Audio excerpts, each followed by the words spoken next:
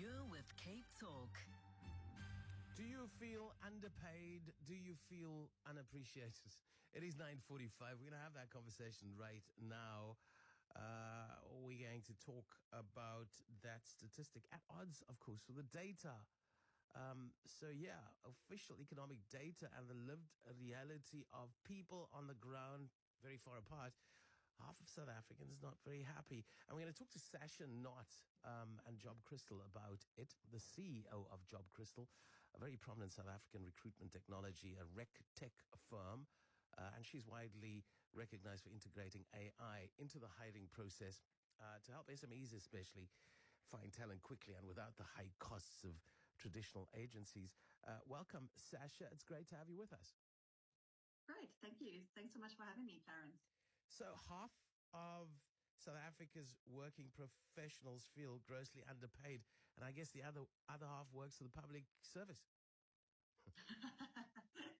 Yeah, probably. I think, yes, there's lots of talk on money, and I think obviously with what's going on in the world, we're always worried about how do we make ends meet, and we're finding that people are struggling. Yeah, I think it was a little flippant, but do you think that people in the public sector are better paid than people in the private sector? I don't, actually. I don't think the public sector is paid more than the private. We work in both sectors, and we see that it kind of levels out depending on the grading, the level of seniority, and where it's lying.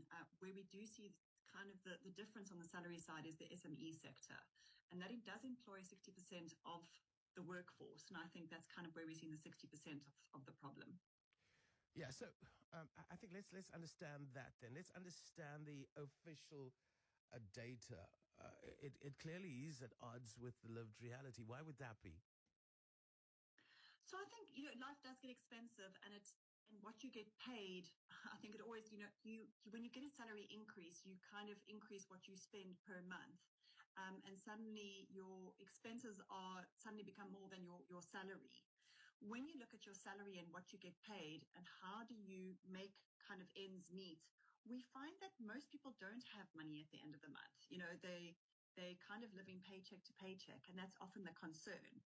And with businesses, they often pay what they can afford, not what the current market is paying. Yeah, I mean, we're talking about consenting adults here, the one party's not necessarily getting what they're wanting from the relationship. Now, let's understand underpaid, because what is driving that feeling? Is it the rand amount, or is it about the purchasing power? I think it's, when you look at it's that unfair scenario, when, kids always go, but she's got this or he's got that. When you look at your current salary and you go and look in the market and you see what everybody else who does what you do is getting paid, suddenly it becomes unfair of what I'm paid. And that's generally what a lot of salary benchmarks do, is it creates that comparison of what is the market paying versus what am I getting paid.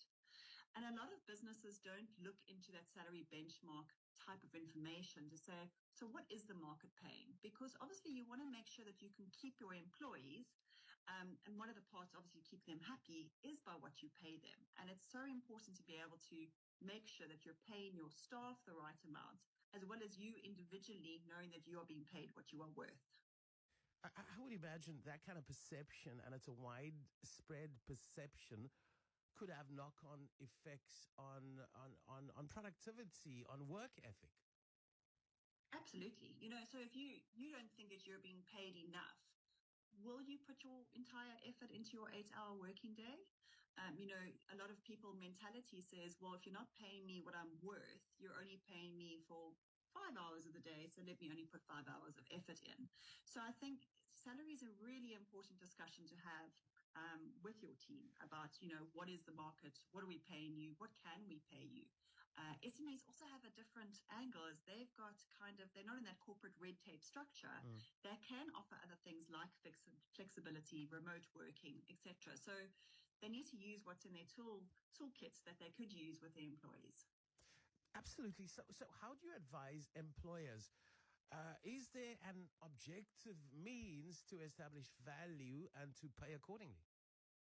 Absolutely. So like I said, salary benchmark data is now available at your fingertips. You know, AI has created an ability for us to be able to get things that used to take a long time. So if you did your own research of what, you know, is getting paid out there, what are people being paid out there, you generally paid either a lot of money or it took a lot of your own time to research that. Now with AI, we've literally been able to create a report that you put in the job description, so what the person is actually going to do, not just a job title, and you can get a report in 3 minutes. And that report shows you everything from what is the salary levels for junior, intermediate, and senior, what is salary levels per province, per gender. And it's great to be able to see that overall look of, okay, this is what I should be paying, this is where I am paying, and how do I get to that level? Objectivity. I'm going to just try and drill down on that because you get paid more for the same job in Johannesburg. Is that because you're just living in a crap place or what? um, so Joburg still has the headquarters, you know, so we still see Joburg is paid 10% more than Cape Town.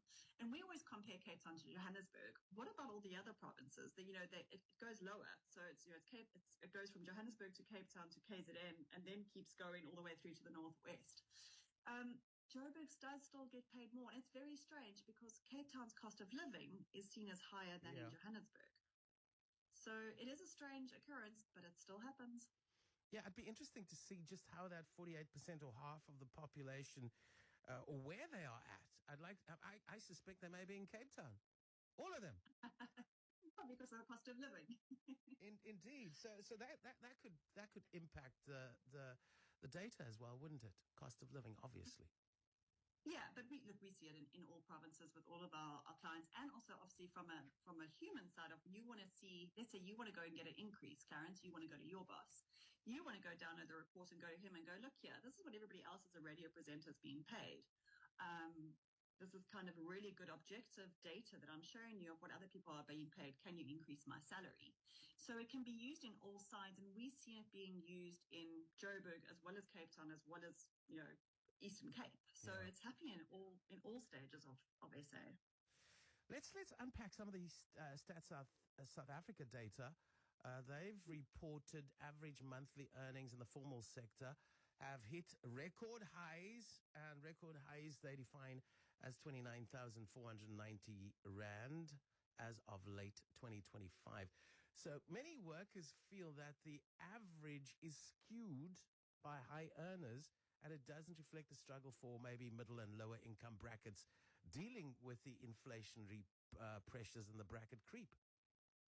Absolutely. You know, we do see, so when companies, larger companies, do a full benchmark of their entire workforce, we see that probably half of the workforce is either paid higher than the market or kind of on schedule. What is paid lower is the entry-level roles, the junior roles. So we do find senior levels are generally more well paid, and that could skew the average, so I agree with that. But with the junior roles, we see that they are paid less. You know, STEM industry, financial services generally pays really well. But suddenly when you look at the call center industry, the juniors are struggling. Those salaries are a lot lower than what is out there in the market. And you are proposing some thought around that fact?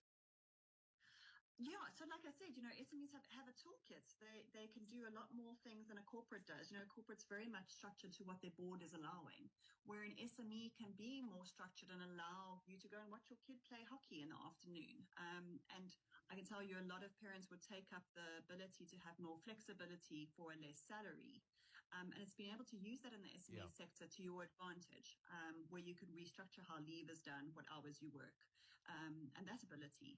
Where corporates are, you have to be in office, so they're spending more money to drive into the office. Where a lot of SMEs, you could work remotely and from home. Sasha Knott, the CEO of Job Crystal, our guest. We discussing South Africa's kind of feeling that we are underpaid. Just from your vantage point, are you seeing maybe more quiet quitting, or are you seeing job hopping? Specifically because of this pay dissatisfaction?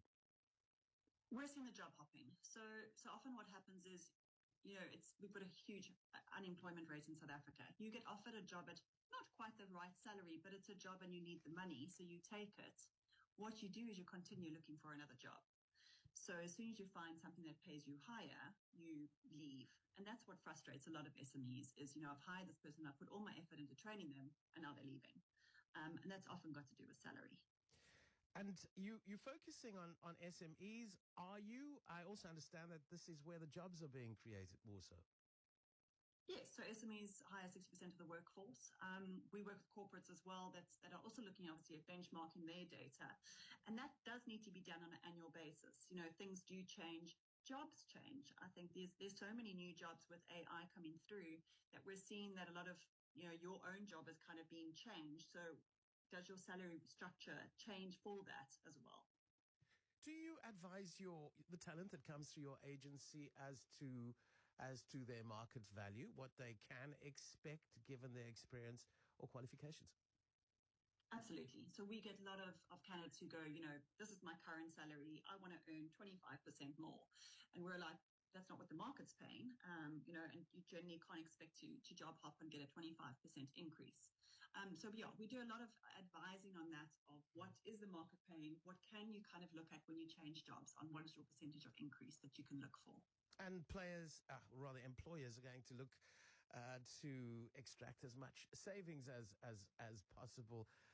Is there a middle ground that everybody kind of gravitates to eventually? I think there is. I think it takes a conversation. So bring the data research, the objective data of what everybody else is getting paid.